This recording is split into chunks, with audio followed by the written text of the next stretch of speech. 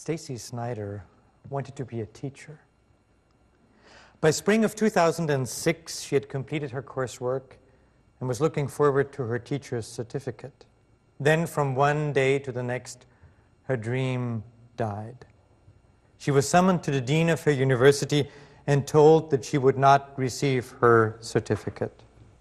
She would not be a teacher, although she had the credits, passed the exams, completed practical training.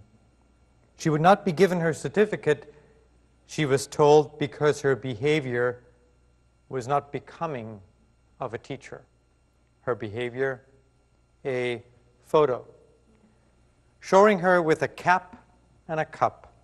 Captioned "Drunken Pirate," Stacy Snyder had put this photo on her MySpace page for her friends to see and perhaps to chuckle.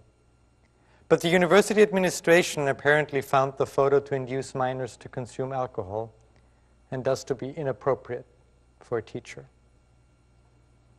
When Stacy was confronted by the university administration, she considered taking the photo offline, but it was too late. Her photo had been indexed by search engines and archived by web crawlers. As much as Stacy wanted the photo to be forgotten, the internet would not permit that. Remembering instead of forgetting. Remembering, forgetting. In 2001, Andrew Feldmar, a Canadian psychotherapist living in Vancouver, wrote an academic article for a journal. In the article, he mentioned that in the 1960s, he had taken LSD. In the summer of 2006, like many times before, Andrew Feldmar wanted to cross into the United States to pick up a friend from Seattle International Airport. The immigration officer at the border Googled Feldmar and discovered the academic article from 2001. Because Feldmar had failed to disclose to the immigration office, although he never denied it, that he had taken drugs 40 years earlier, he was barred from entering into the United States forever. Remembering instead of forgetting. Of course, you'd say now, Stacy's and Andrew's cases are tragic, but at least in part because of their own fault. Had they not put information online, Stacy would now be a teacher, and Andrew could still travel into the United States. Everybody has to decide for herself and himself what to make available online. What once has put on the web, to paraphrase Dürrenmatt, is no longer forgotten. But not everybody knows what data is being collected, stored, and made accessible.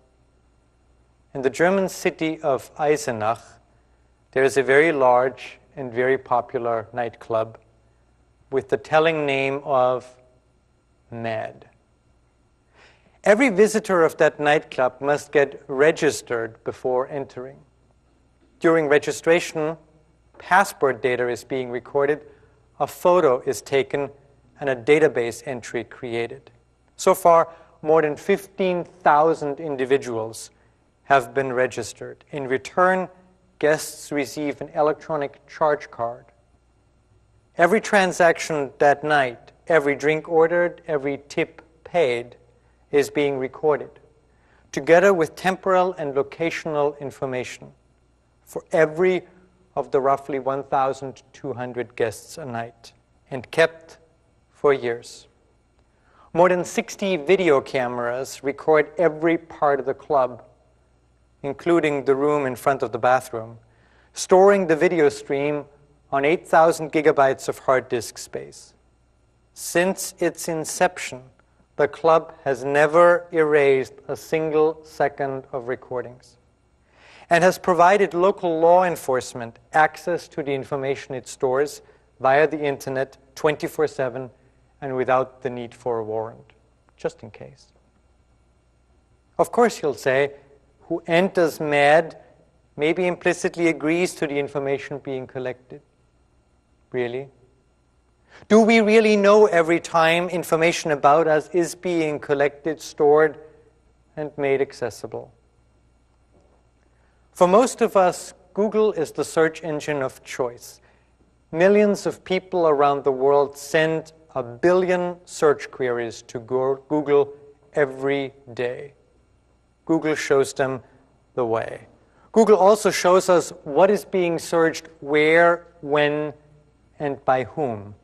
Like this Google Trends map of the search term Iraq, broken down into regions, cities, and languages. Google can do this even for events years back because Google does not forget.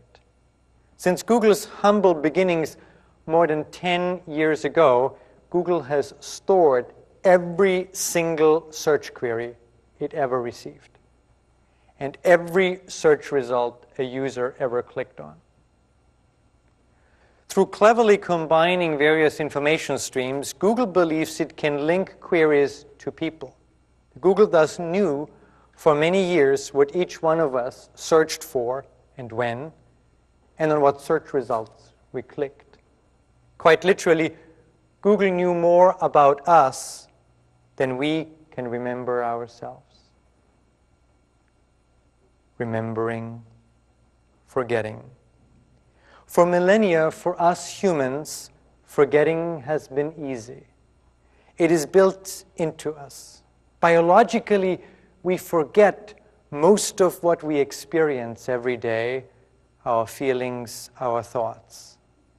Remembering is the hard part. Since the beginning of time, we humans have tried to overcome biological forgetting and to hold on to memories that are precious. For thousands of years, we have tried, like this Navajo, to pass on our memories to our children in the hope that they too may thus be able to remember.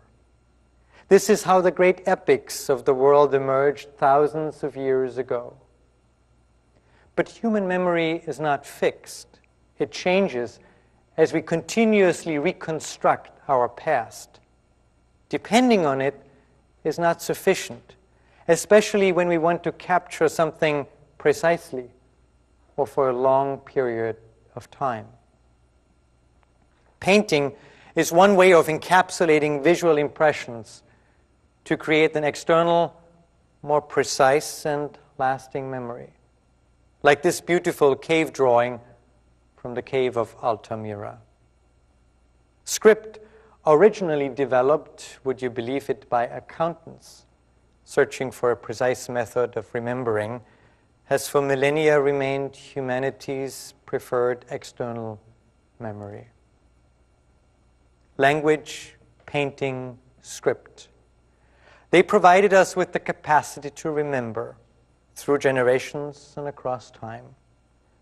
But these tools have not altered the fundamental fact that for us humans, forgetting is easy and remembering is hard, time-consuming, and costly.